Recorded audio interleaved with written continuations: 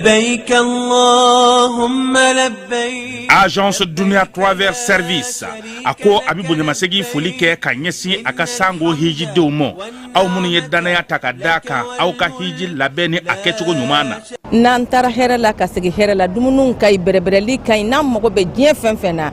u ba bela jelen kanye donc ambu foku barkada directeur mi to ma no fe no e Amadou Maïgaye ajora jorola nyamo ya ko fenfen ajora jorola kaniso jamola ka mago berebere ka koto mago tala mago temindo ka nyeira mago la anyo barade soro dunya la mukele kono akoka au bela jele la dunia silame munu me mali kono ani munu zigiro benondo dien jamana were umo ka fo sanwere o hiji ni o umura o baraw labe undamne nakaba op mana au munu ba fe ka hiji ke damu lakana ni basigi kono Agence Dunia akeme ko fere bela jele tige ka hiji ke jugo nyuma kala bela jele labe ka bla awnye minyi ka do shiro ni damu ye ka surunya au ka bato ke yoro la dumini laki ka sanuma obi tobe ka bla au ka bulu ka sagana ka wati bela jele la dogotoro jole olu be aw no fe hiji ke yoro ani bato ke yoro wera bela jele la yoro be ani wati be baw bulu kuma do o ka busane de singa di Agence Dunia Travel Service Jenywankele mimbe auka hiji ni auka humura keka nya ale de do opana ni aube kuna foni were nyini aye weleli ke 66 71 37 24 70 64 99 71 ni aube uka yoro nyini ufle ni hippodrome yere la immeuble station soma yafula kulukoro sira dala opana minyi ka do Agence Dunia Travel Service ye kube duga uke hiji ni umura ke tugo nyuma ana musakau alaka no ya silame bela jele yi innal hamda.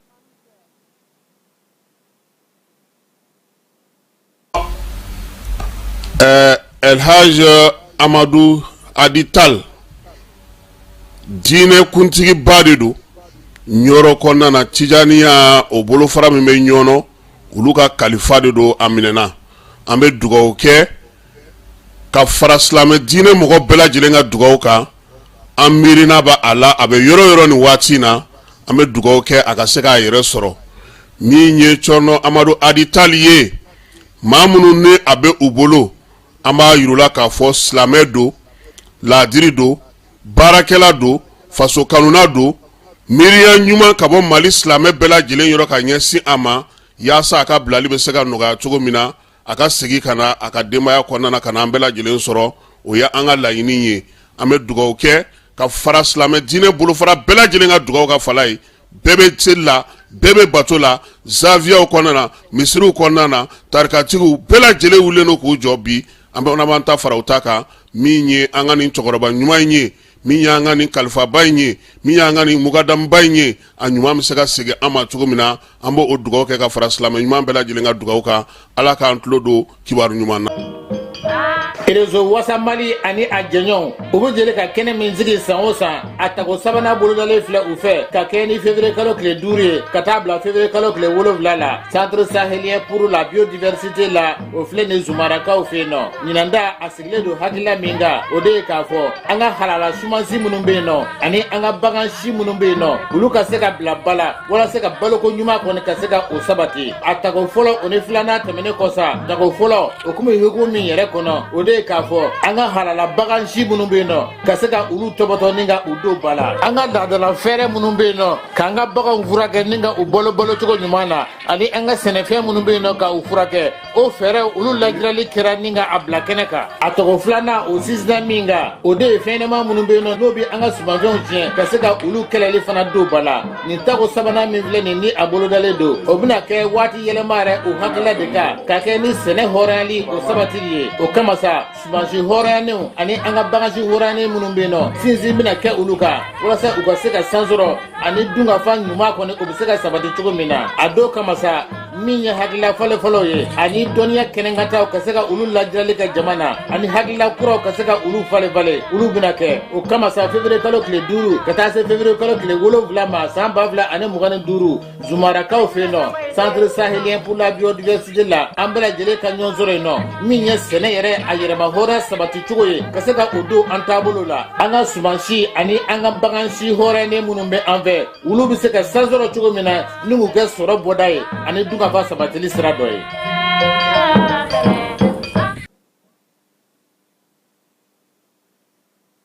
Dugutigi ni wari dafara e passe da kan ka sira di ne ma. Sunkalo e kunkolo a tɛ yen dugu wari ko o d'i ma fo dugu ani dugu dun wari t'a de. o kɔni kuma t'a la sa e ka sama mɔnɛ to yen i yɛrɛ ta. Sita Sidi ka numéro filɛ nin ye wari ci.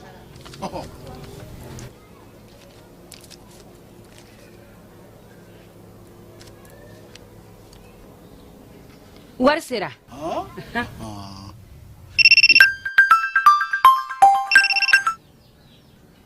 Allo i ye wari sɔrɔ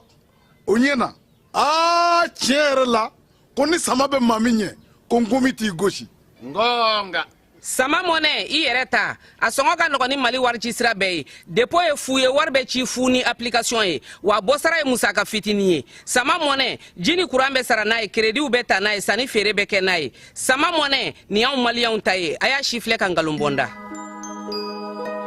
bɛɛ lajɛlen ma aw minnu b'a fɛ ka voyager k'a sɔrɔ a ma degun sɔrɔ a ka voyage kɔnɔna na compagnie de transport Somatra u y'a kanu ka na ni kari kura caman ye kari minnu dilanna norme kɔnɔna na aw ka lafiya kama a suspension wo a climatisation a siège wo n'i ye kari jɔlen ye foyi tɛ jigin kɔnɔ i bɛ se ka don a kɔnɔna na cogo min na Somatra e ka kari Somatra ne ka kari Somatra anw ka kari o hukumu kɔnɔna na kari ninnu bɛ sira ta don ko don Bamako Segu San Moti Kucala ka taa se Sikaso ma Keɲeba Kita o ma ɲina Yoro di Sahel maaw kɔ ka taa se Kolokani Jijeni fo ka taa se Bɛnma ma Somatra fiɲɛ foroko Somatra ka wuli hɛrɛ la ka se hɛrɛ la. Hôtel Lafia dagayɔrɔ bɛnnen don Sebare Bagekaba secteur 3 kɔnɔ ka taa se dagabana batiri lithium ma pour que ka se ka dususuma fara clients ka lafiya kan k'a t'a fɛ ka mɛn hôtel Lafia kɔnɔ courant tigɛra tuguni an bɛ waati min na i ko bi hôtel Lafia kɔnɔ 24/24 courant ko kɔni o tɛ kɛ maa nɛgɛla ye k'i kamana gannen don courant ko la jiginyɔrɔ ko la i senfa biribiri i ka hôtel Lafia ma gɛn samuru dakabanaw ani a dilan dakabanaw ka taa se ventilo territoire a fɔ hôtel Lafia i nana anw lafiyali kama alhamdulilahi anw lafiyara a y'aw senfa biribiri ka hôtel Lafia ma gɛn Mali kɔnɔ Mali kɔ kan Europe i bɛ fɛ o fan fɛ k'i bɛ fɛ ka na Mopti k'i kamana gannen don ko kurantigɛ de Mopti n'i sera hôtel Lafia la alhamdulilahi bi kurantigɛ kɔni o kuma banna. Ka bɛn ni baaraw kɛcogo ɲuman sabatili ye Société Énergie du Mali ale bɛna mise à jour kɛ a ka compteur papier i sago bɛɛ lajɛlen na don n'a nataw la ni fɛɛrɛ kura min filɛ nin y'a dabɔkun ye ka se ka jigiya to ye ani baara kɛcogo ɲuman k'o sabati ani maa minnu bɛ baara kɛ kuran na olu ni ɲɔgɔn cɛ nin compteur baaraw bɛna kɛ ka bɛn ni octobre kalo tile 16 ye san 2024 b'a fɔ kɛɲɔgɔn bɛɛ lajɛlen ye a bɛna code 3 de sɔrɔ chiffre 20 na ta o ta n'o kɛra aw fɛ nka a tɛna kɛ kelen ye bilen nin baara in hukumu kɔnɔna la ka se k'a kɛ a ka ɲa kɔdu ninnu u bɛ da ɲɔgɔn kan cogo min na o de filɛ nin fɔlɔ i b'o don compteur bɛ sɔn o la i bɛ sɔrɔ ka filanan tugu o la compteur bɛ sɔn o la i bɛ sɔrɔ ka sabanan n'o y'a laban ye k'o tugu o la compteur bɛ sɔn o la EDM SA ko b'u kɛ ɲɔgɔn bɛɛ lajɛlen na dɔnniya nin baara kura min filɛ nin ye sago tɛ se ka kɛ a kunna baara hukumu kɔnɔna la n'o y'a sɔrɔ kɔdi minnu salen don aw bolo n'a ma la baara fɔlɔ a y'u la baara ka compteur la yanni nin mise à jour cɛ n'a ye gɛlɛya sɔrɔ walima n'a mɔgɔ bɛ kunnafoni dafalan na k'u b'a da u ka kɛ ɲɔgɔn bɛɛ lajɛlen kulo kan a y'an ka centre d'appel wele min ye 36077 walima a ka taa n ka agence dɔ la kelen na.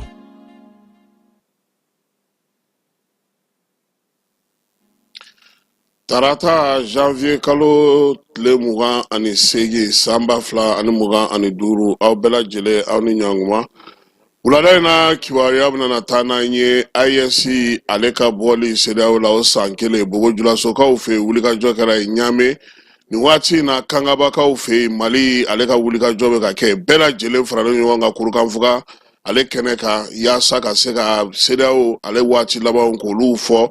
min ye laseliw ye k'olu kɛ taabolo kura min sigira sen kan o ko hukumu kɔnɔna na sa jamanaw cɛsira ɲɛnabɔ minisiriw bɛ lajɛ min na Burkinakaw fɛ Kapitɛni Ibrahima Traoré ale olu bisimila bi minisiri Abdoulaye Diop ale laseli kɛ o ko hukumu kɔnɔna na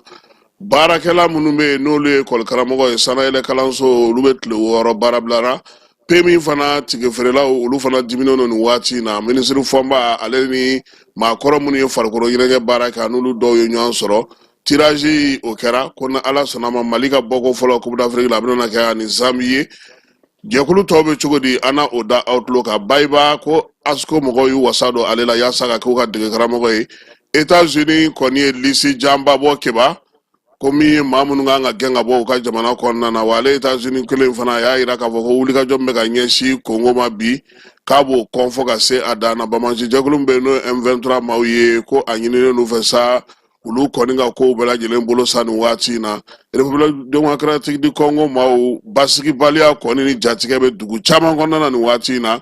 Union européenne ale ko a ka ɲanginiw ka ɲɛsin Irisi ma ko olu bɛ to a nɔ na ni kibaruya bɛɛ lajɛlen bɛna na walawala sa sɔɔni a bɛ faamuyali sɔrɔ a la cogo min na.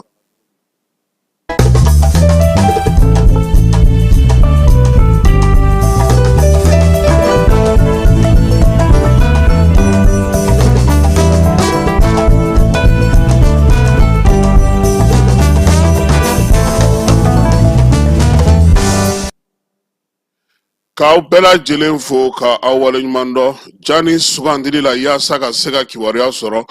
wolomasiri tabaw ka ɲɛma n'o ye baro kɛlɛtigi ye a ko k'a da bɛɛ lajɛlen tulo kan ko min ye armée ye a ka wulikajɔ ni cɛsiri dugukolo fan 14 bɛɛ lajɛlen lakɔlɔsili hukumu kɔnɔna na sa kibaruya ɲuman sɔrɔlen kɔfɛ min ye yɔrɔ dɔ ye u ye gosili ta ka ɲɛsin o ma Kidal marabolo kɔnɔna na ni kalo in tile 23 pick-up dɔ tun bɛ sa maramafɛn cɛjugu ni minɛn sugu bɛɛ lajɛlen tun bɛ ale kɔnɔ a tun bɛ dugu dɔw kɔnɔna na sa n'o ye Inabaki ye Kidal marabolo la ko pankuru kɔni wulila k'o minɛnw bɛɛ lajɛlen kɔni gosi k'o bɔ yen pewu min ye nin kalo in tile 25 wolomasiri tabaw ka wulikajɔ dɔ fana ye Bamanciwale kɛbaaw ka minɛn faralen ɲɔgɔn kan Dunakaw fɛ Douanza marabolo la u y'olu fana bɛɛ lajɛlen bɔ baara la wolomasiri tabaw ka ɲɛmaa n'o ye baro kɛlɛtigi ye k'a b'a ɲini dugudenw fɛ k'u hakili latigɛ Bamanciwale ni Ɲugawale kɛbaaw ɲinini an'u bɔra la pewu k'o bɛna na to senna ko wa ko n'Ala sɔnna ma n'an y'an bolo di ɲɔgɔn ma an bɛ se sɔrɔ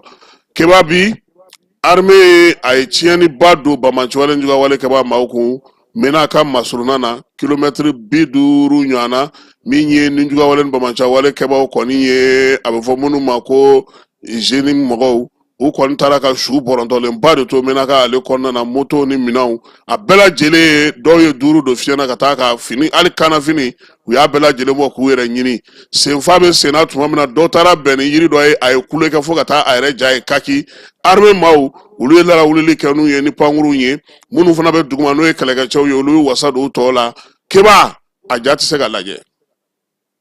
n'Ala sɔnna a ma sini min ye kimɛli mana na sɔrɔ a kɔnɔna na an ye min sɔrɔ teliyala sisan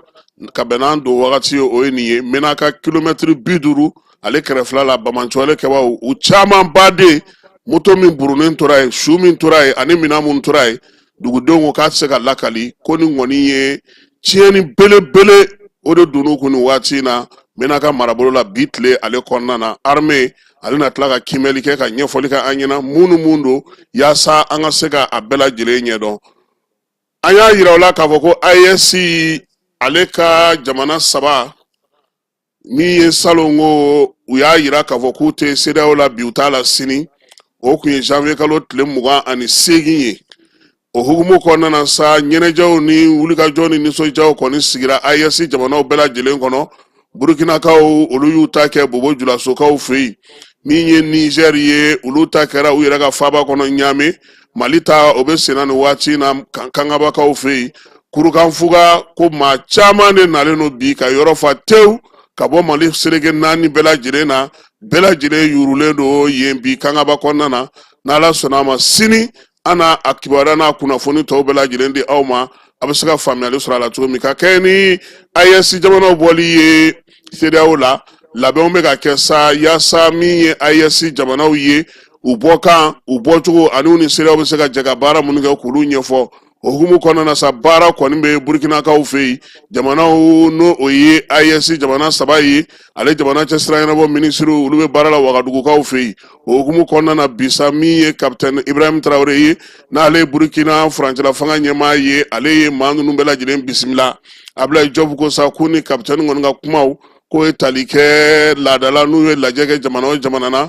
u bɛ taa bɔ o jamanakuntigi ye k'o hakilina ta baara minnu kalifalen do olu la u ye min kɛ u b'o da yira o jamanakuntigi la o n'a kɛ sababu ye ka dɔ yira jamanakuntigi tɔw bɛɛ lajɛlen na a y'a yira sa k'a fɔ ko min ye baara min kɔni sigira sen kan Ibrahim Traoré a yɛrɛ ye faamuyali k'a la kosɛbɛ hakilina ni miirina ɲuman minnu bɛ a la ka kɛ ni jamana saba in ka wulikajɔ ye a y'i da don o fana na k'o ɲɛfɔ minisiriw ye a y'a ɲini u fɛ ka baara kɛ baara min bɛ taa ale Asimi ani Cani o kuntilenna na bɛn ni kelenya adamadenya hukumu kɔnɔna na bolodiɲɔgɔnma ani u ka filelanw bɛɛ lajɛlen bɛ kɛ kelen fɛn o fɛn na ko minisiriw bɛ se ka baara kɛ n'o ye. Ablaye Diop ko ko u ni jamanakuntigi ka ɲɔgɔn ye la ko a y'a ye k'a fɔ miirinaw tɛ fila ye koyi cɛncɛn fo ka jamanaw bɛ se ka lafiya cogo min nka min ye Ibrahim Traoré a sinsinna min kan kosɛbɛ jamanadenw ka nafa bɛ min na fɛɛrɛ ka sɔrɔ sa CEDEAO yɛrɛ n'u ka sigikafɔw senfɛ ɲinɛ kana kɛ jamanadenw ka hakɛ kɔ sabula olu sigikun ye jamanadenw ye. Ablaye Diop y'i sinsin o kan a y'a yira fana k'a fɔ ko min ye jamanakuntigi Burkinakaw ta ye a ye baara o bɛ se ka sigi sen kan cogo min ye CEDEAO jamanaw ni AES jamanaw ni CEDEAO jamanaw bɛ se ka bɛn mun kan o baarako ta nasira fɛ dugudenw ka taa ni ka segin ani u ka ko kɛcogo fɛ. Ablaye Diop ye nin bɛɛ lajɛlen ɲɛfɔ maaw ye a ko k'olu yɛrɛ tun ye filɛla min ye u ka gafew la ani tun ye taabolo min di a la kapitɛni ye o tɔ bɛɛ lajɛlen sinsin u bolo wa n'Ala sɔnna a ma kɔmasegi jamanakuntigi dɔ bɛna n'o kɛ dugudenw ye ka bɛn ni sini ye. A y'a yira sa ko AES yɛrɛ kɔni ka baara belebeleba min fɔlɔ min na kɛ o ye sini ye ni Ala sɔnna a ma janvier kalo tile 29 o bɛ bɛn ni AES passeport ye ale bilali ye sen kan bɛɛ lajɛlen bɛ se ka o sɔrɔ cogo min na. Mali la yan sanayɛlɛ kalanso maaw bɛ tile 6 baara bila la u ka lafasajɛkuluw farala ɲɔgɔn kan k'a yira k'a fɔ k'olu kɔni tun ye min ɲini n'o ye u bɛ ɲinini kɛ ni hakɛ min n'a fɔ ma ko prime de recherche o kɔni kun tara ka di olu ma k'u b'a fɛ sa a sariya ka labato min ye tile 144 ye n'o bɛ bɛn tile 6 ma kɛba u b'o baara bila la an ka jamana kɔnɔ. PMI Mali kɔnɔna na an bɛ taa ye yen sa an b'a ye k'a fɔ bi PMI yɛrɛ jabala la maa minnu bɛ yen n'olu bɛ billet feere kɛ u ko ko degun bɛ yen olu ka baara kɛcogo u wale ɲuman dɔɔni u bɛ baara min kɛ su ni tile ko degun b'a la maa dolo ale ye billet feerelaw olu ka ɲɛmaa dɔ ye an ka jɛ k'ale lamɛn. De tout le temps an ko k'an ka dayɛlɛnnen don an ko bɛɛ ma k'an ka dayɛlɛnnen don mais baara o baara sariyaw de b'a la an ka sariyaw labato dɔrɔn. Association jɔyɔrɔ ye min ye association b'o dɔn syndicat jɔyɔrɔ ye min ye syndicat b'o dɔn de tout le temps an y'o de fɔ. N'i tɛ k'a kɛ k'i yɛrɛ n'i ko ko jama de an bɛ jɛ ka jama ka hakɛ ɲini sariya kɔnɔna la bɛn kɔnɔna la kelenya kɔnɔna la n'o tɛ nin fɛn min daminɛlen filɛ nin ye kabini PMI kɛra PMI ye ni ɲɔgɔn ma deli ka kɛ 80 revendeurs k'o dayɛlɛ tile kelen ka 240 machines di tile kelen o ma deli ka kɛ wa fara mɔgɔ minnu fana ni olu ye baara kɛ ka tɛmɛ PMI na ka tila ka taa retraite la superviseur ka tila k'olu wele tuguni ka kiosque attribuer olu la du jamais vu awɔ o ma deli ka kɛ dɔw fana bɛ militaire o fana o ma deli ka kɛ donc vraiment il est temps que autorité ka PMI ko in ɲɛɲini an tɛ kɛlɛ fɛ an m'a fɔ an bɛ kɛlɛ kɛ an tɛ kɛlɛ kɛ an y'a ɲini cogo bɛɛ la ka direction rapprocher depuis ni ko in daminɛra u ma sɔn an ka appel tɛ ta an ka message tɛ jaabi e ni Ala cɛ n'i ye mɔgɔ bila o condition na a tigi bɛ fujinɛ ka kɛ kɛlɛ kan wa ou bien a tɛ fujinɛ ka k'a kan e kɛlen bɛ k'a dahirimɛ tiɲɛ k'a k'a manku o togo la ten o bɛ se ka manku n'i ko mɔgɔ ma k'a ye na an k'an sigi ni min sigiyɔrɔ bɛnna dugumɛnɛ golo ma dugumɛnɛ wo ma o tɛ sigi olu ye nin kɛ de ka dɔ ka u ka taa lajɛ archive bɛ chiffre tɛ nkalon tigɛ chiffre ninnu tɛ o k'a lajɛ k'a daminɛ depuis machine ninnu minnu dira sisan olu ma dayɛlɛ recette mun tun bɛ kɛ ka tila ka na recette lajɛ sisan ni dɔ farala kan ou bien ni dɔ ma fara kan u k'o lajɛ nombre machine min farala kan ani nombre machine min tun bɛ yen u ka o bɔ k'o lajɛ n'a y'a sɔrɔ a doublé chiffre doublera de ou bien n'a triplera de parce que o ye machine triplé de mɔgɔ dɔw bɛ yen nɔ olu ye san joli kɛ ni machine den kelen kelenw ye an y'a réclamé ka kuma bɛ fɔ ka dɛsɛ u ma sɔn ka machine di mais u bɛna minnu di sisan u ye machine den 3 de di a dɔw ma parce que u yɛrɛ ka mɔgɔw don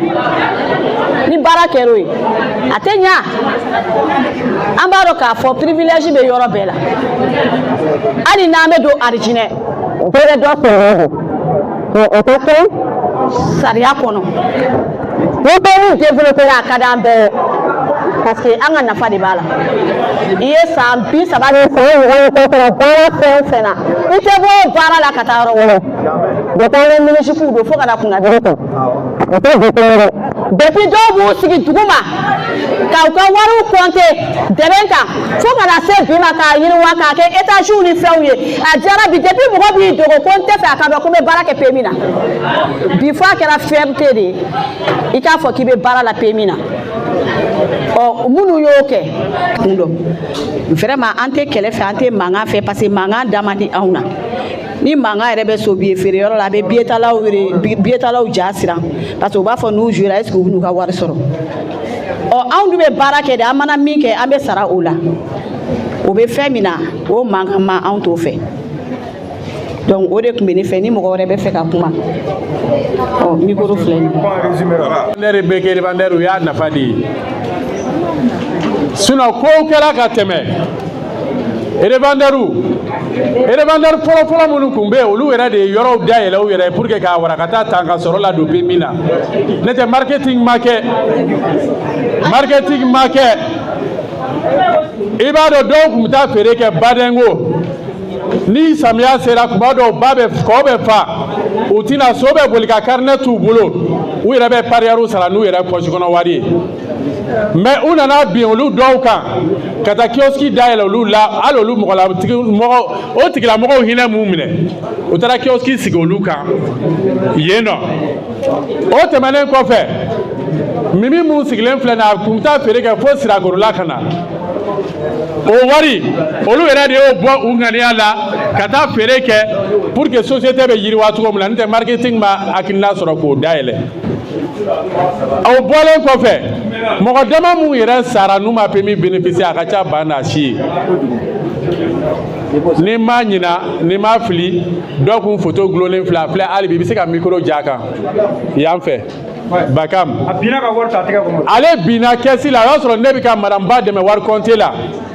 a bɛna ale versement kɛ a binna a taɲana o kɛnɛ kelen kan k'a to baara hukumu kɔnɔ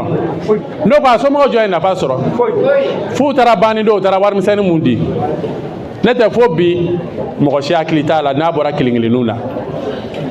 o tɛmɛnen kɔfɛ kaka 4 Sambu Kanute an bɛ ka bɔ Kulukoro ka na Sanji kɔrɔ Umu Sangare ka yɔrɔ la a nana gosi 4x4 kun k'a bɔ k'a bin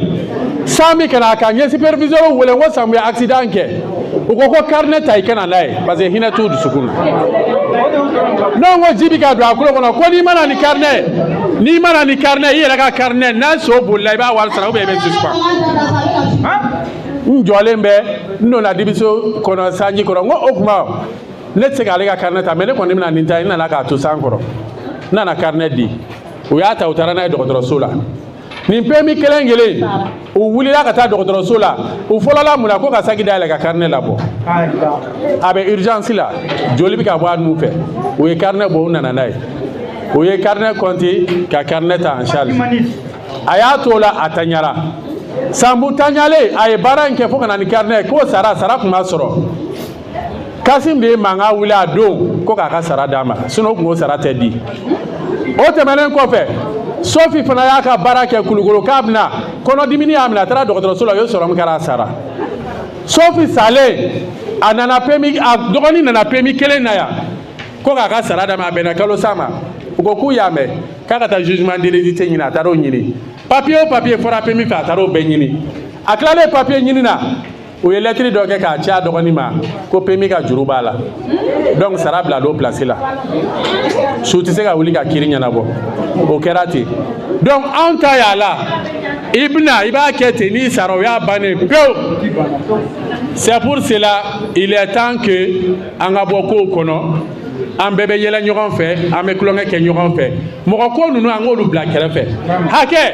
an bɛɛ k'an ka hakɛ ɲini i b'a dɔn n'an farala ɲɔgɔn kan tile kelen dama ka jɔ hali yan nɔ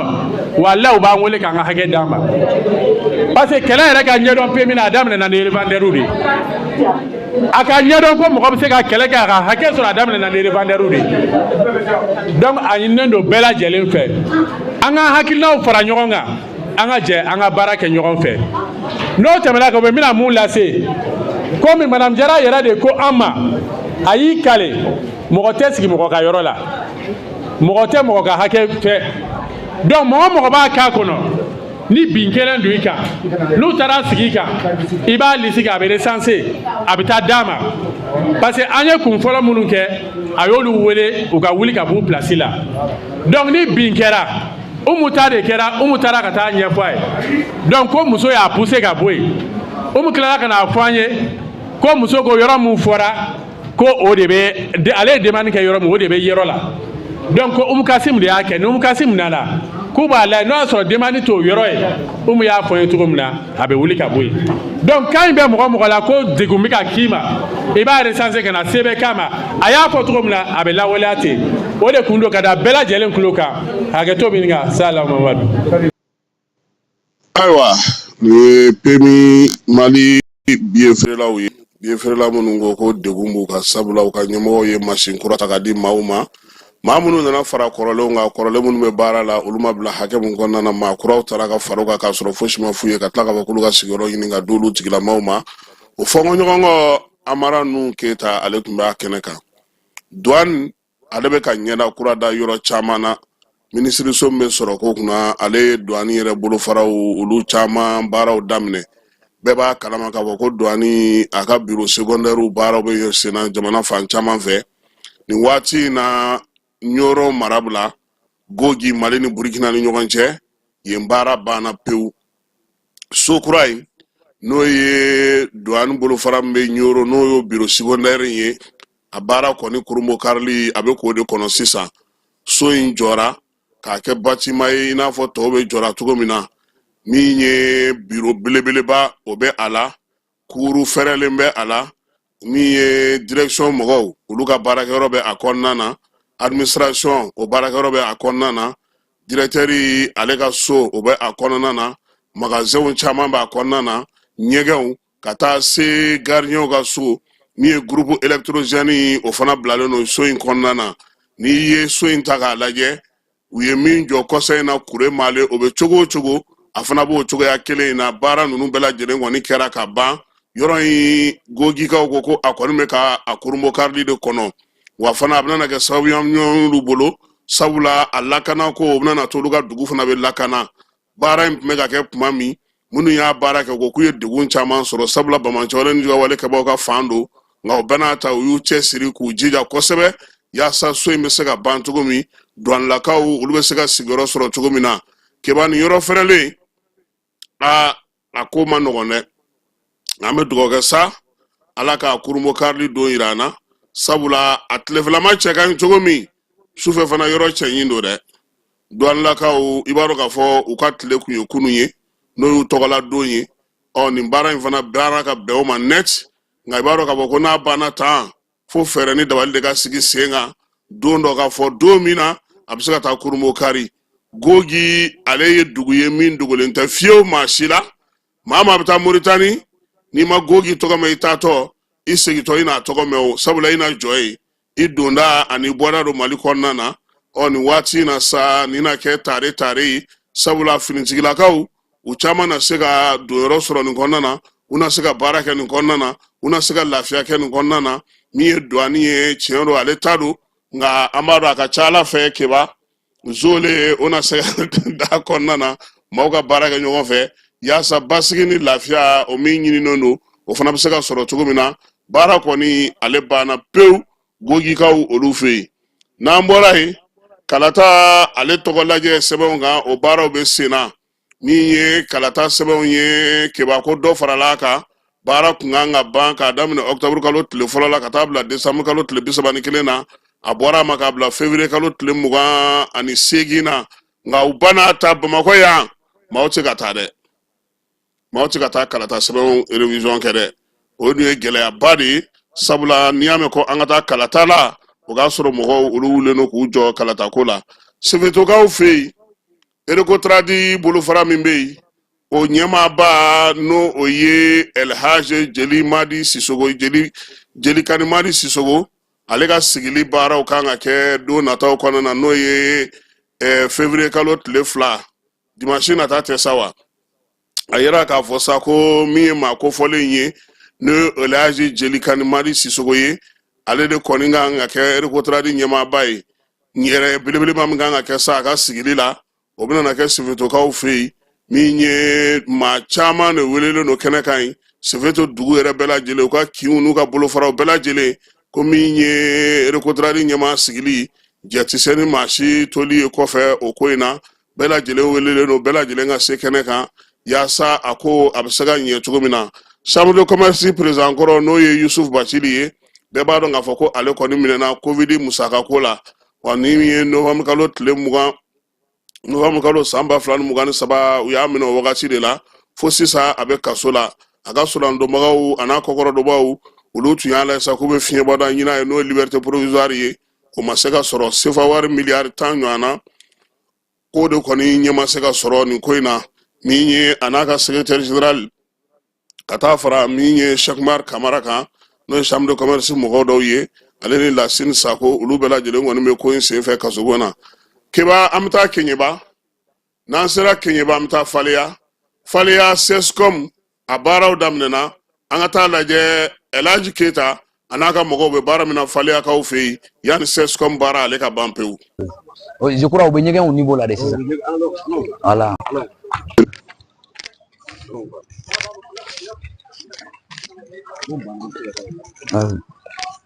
Ɲɛgɛn importe voilà ɲɛgɛn importe parce que mais i b'a dɔn sisan Haruna ni Falen a kɛ sɔgɔlan sɛbɛlan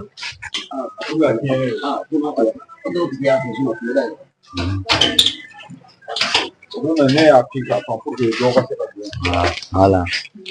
n'an ka musique n'an bɛ campagne kɛ sisan mais musique la on les met pour le faire parce que ka village ta kina mun ni mun ka kan ka village ko pour que n'an ka village ni magasin no matériel médical bɛ da kɔnɔ yiri étagère in de kan ka k'a la parce que c'est pas normal le matériel ka da dugumala la Laji y'a faamu wa plancher k'a la ka voilà, si la partie des plafonds est un peu endommagée. Ouais. Ça. La peinture est prévue pour tout. Sinon, la peinture est prévue. Ouais, ça c'est pour au docteur Souberi. Voilà. Aux peintures prévoilées nous. Voilà. Ouais. Ah, non, les ventilo sont. Les techniciens sont venus avec les ventilo. Voilà. À donner mes révélations. Maintenant, je demandais comment on dit ventilo Hakemi. Ben, à peu près, vous me disiez ces jours-là que 11 ventilo, mais non opérationnel la bêtienne. Donc maintenant, technicien mon bras bon, on ventilo fanana. Donc là, fait une installation. Après, on ventilo fana installé quoi. Voilà. Donc, mais vous venez à ouvrir ça, c'est-à-dire installation n'est que, on a un fil nous. Voilà, vous venez bebo. Oui. Il faut les remercier. Vraiment. va bien faire. Fura ko yɛrɛ la, je vois même une amélioration. Voilà. Je vois une amélioration. Ça s'améliore. Ça s'améliore. Ça s'améliore. Il faut les remercier beaucoup. Ça s'améliore. Ça s'améliore. C'est bon de te laisser là. Fura ko sera fait qu'on est franchement, il y a une amélioration. Mais il y a la modification de la pour le rendre plus attirant. Pour le rendre plus attirant. Bon, modification même qui est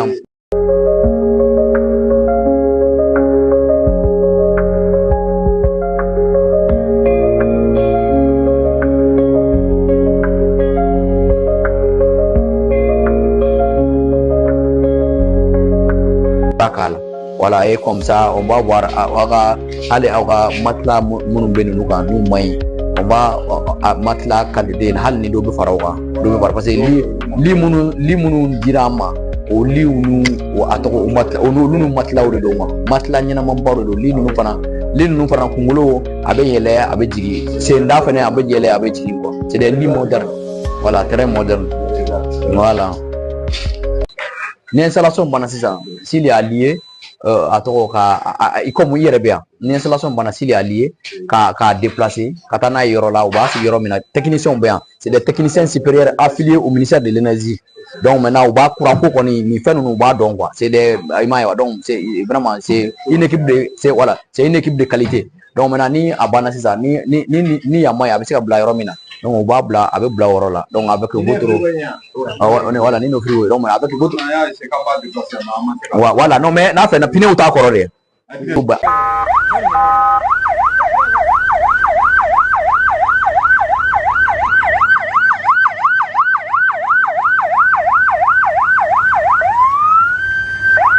ayiwa faleyakaw ni y'o ka ambulance kura ye sescom kɔni baaraw bɛ sen na i n'a fɔ u ye layidu ta cogo min ni ala sɔnna a ma ni baara bɛɛ lajɛlen banna pewu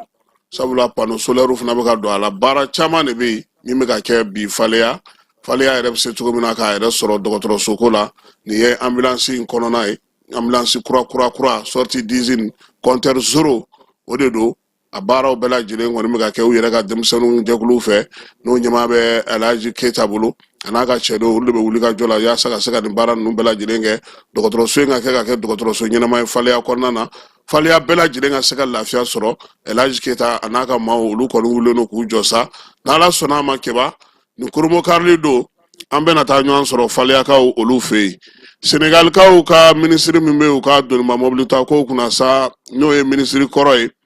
n'ale tun bɛ k'a fɔ min bɛ minisiriya la nin waati in na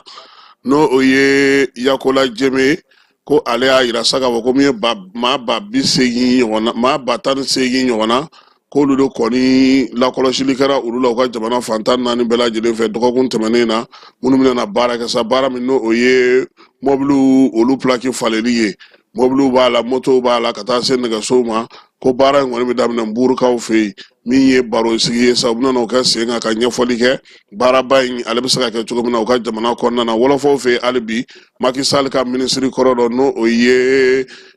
Umar So ye ko ale kɔni nɔ minɛna san 4 kaso nka a bɛ kaso in kɛ k'a to kɛnɛ ma u y'a yira sa k'a fɔ ko a sen yera ko la sabula a ye kumaw fɔ kuma minnu bɛ tali kɛ adamadenya yɛrɛ dansagali la adamadenya ko la min ye siya wolomakɛlɛ k'a bɛ se ka na n'o ye ani kibaruya kolonw k'a ye olu de fili bɔlɔlɔ sira fɛ o la sa u y'a nɔ minɛ san 4 kaso a b'o de kɛ sa nka a tɛ taa bila kaso kɔnɔna na Tchadikaw fɛ yen olu ka sénateur ka kalata k'o bilara février kalo tile 25 nata la u ka jɛkulu min sigilen don kalata ko kunna ale kɔni y'o ɲɛfɔ jamanakuntigi denkɛ min n'o kɛra jamanakuntigi nin waati na sa a yira k'a fɔ ko ale ka maaw caman kɔni bɛ yen olu ye jaabi ɲuman sɔrɔ maire kalataw ni nagakɔrɔ kalataw la République démocratique du Congo kibaruya la sa wulikajɔ min kɛlen don bi ka ɲɛsin Congo jamana ma Bamaji jɛkulu fɛ n'o ye M23 ye États-Unis kɔni ko k'ale b'o kɔn fo ka se a dan na wa fana y'a yira diɲɛ seleke naani ka kɛnɛ kan ko min ye se fɛn fɛn bɛna na kɛ u ye u bɛna olu bila sen kan yaasa min ye jɛkulu marifatigi minnu wulilen filɛ nin ye n'u bɛ ka kɛlɛ ta ka ɲɛsin Congo ma u bɛ se ka kunbɛn cogo min na ka fɛɛrɛ sɔrɔ u la nin waati in kɔni na Congo yɛrɛ kɔnɔna na ko ɲagaminen don dugubaw bɛɛ lajɛlen na maaw sirannen don don o don maaw bɛ bɔ k'u ka nisɔngoya k'o yira min ye Congo yɛrɛ ye sa nin waati in na a yira sa k'a fɔ k'a ka dugu jukɔrɔ nafa min bɛ yen n'o ye jama ye a ye baaraba k'o la salongo sabula kɛmɛ saratala 17 ni buruburu 4 a y'o ɲɔgɔnna sɔrɔ o ka ca ni a ka sanu na siniko ta ye min ye kongokaw yɛrɛ sa ko o kɔni jamanko in kɔni o dugujukɔrɔ nafa ko minnu filɛ nin ye ko senba bɛ kɛlɛ ninnu na sabula kɛlɛ yɛrɛ bɛ ka kɛ yɔrɔba minnu na olu fana yɔrɔ nafamaba ye u bolo Maroc ale ni nanzaralakaw ka tɔnjɛkulu min bɛ yen n'o y'u ka banque européenne ye olu y'a yira sa k'a fɔ k'u bɛna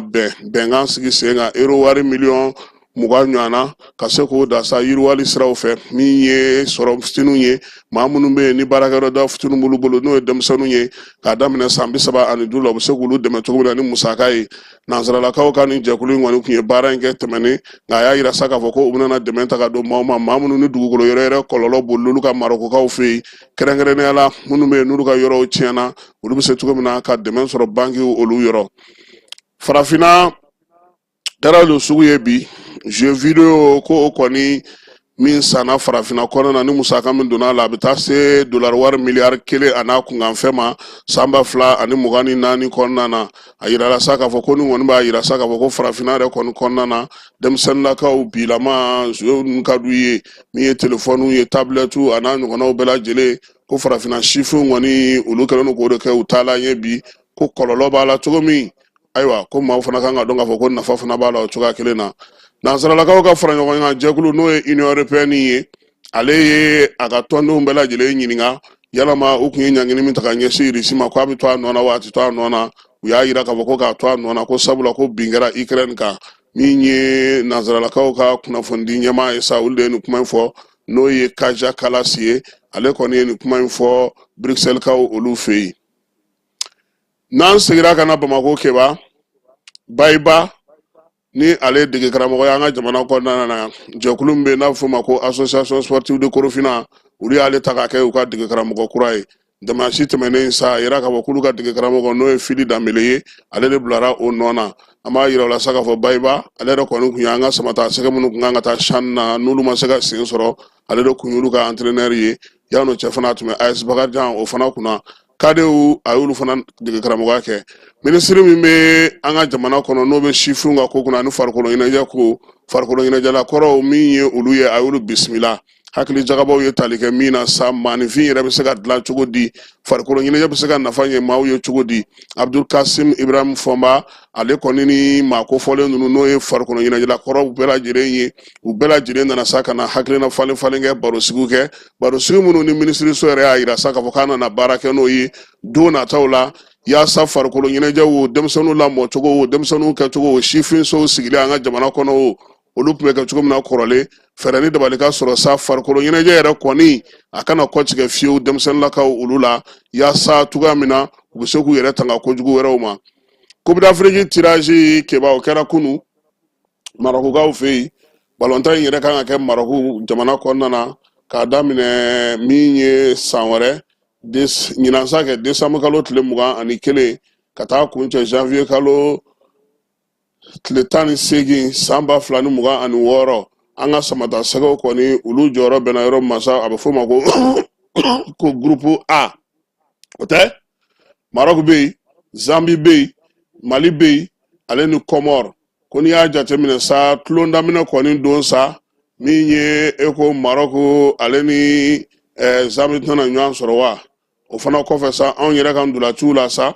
an kan k'an labɛn ko kɛba anw fana ni Zambie de fɔlɔ bɛ ɲɔgɔn sɔrɔ han min ye Comore ni Maroc olu de bɛ ɲɔgɔn sɔrɔ tulon dayɛlɛ don o mana bɔ yen anw ni Maroc bɛ ɲɔgɔn sɔrɔ an bɛ sɔrɔ k'an ka tulon kuncɛ sa ni Comorekaw ye ayiwa k'an k'an labɛn nin dulati saba in na f'an ka se 2 sɔrɔ yaasa an ka se ka taa ɲɛ jɛkulu fɔlɔ kɔnɔna na komi an y'a fɔ cogo min na Maroc bɛ yen Mali bɛ yen Zambie bɛ yen jɛkulu filanan kɔnɔna na Egypte Afrique du Sud Angola ani Zimbabwe jɛkulu sabanan kɔnɔna na Nigeria Tunisie Uganda ani Tanzanie jɛkulu duurunan kɔnɔna na n'o Senegal yɛrɛ b'o kɔnɔna na jɛkulu naaninan Senegal République démocratique du Congo Benin ani Botswana jɛkulu duurunan kɔnɔna na Algérie Burkina Faso Guinée équatoriale ani Soudan mais jɛkulu wɔɔrɔnan kɔnɔna na sa Côte d'Ivoire Cameroun Gabon ani Mozambique an sera ka min sɔrɔ bi ka da outlook aw de ye nin ye Kɛba Jalo k'i yɛrɛ fɔ k'i waleɲuman dɔn n'Ala sɔnna a ma sini an nana ɲɔgɔn sɔrɔ yan kibaruya kura min mana sɔrɔ k'o da jamanadenw tulo kan an b'a fɔ sa Ala ka fajiri k'an garisɛgɛ Ala k'an ka jamana kisi Ala k'an ka jamana tanga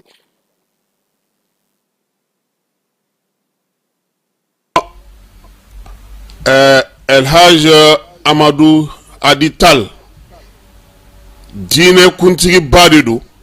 ɲɔrɔ kɔnɔna na Tijaniya o bolofara min bɛ ɲɔnɔ olu ka kalifa de don a minɛna. An bɛ dugawu kɛ ka fara silamɛ diinɛ mɔgɔ bɛɛ lajɛlen ka dugawu kan. An miirina b'a a la a bɛ yɔrɔ yɔrɔ nin waati in na an bɛ dugawu kɛ a ka se k'a yɛrɛ sɔrɔ. Min ye Cɔrɔnɔ Amadu Adital ye maa minnu ni a bɛ u bolo an b'a yirula k'a fɔ silamɛ don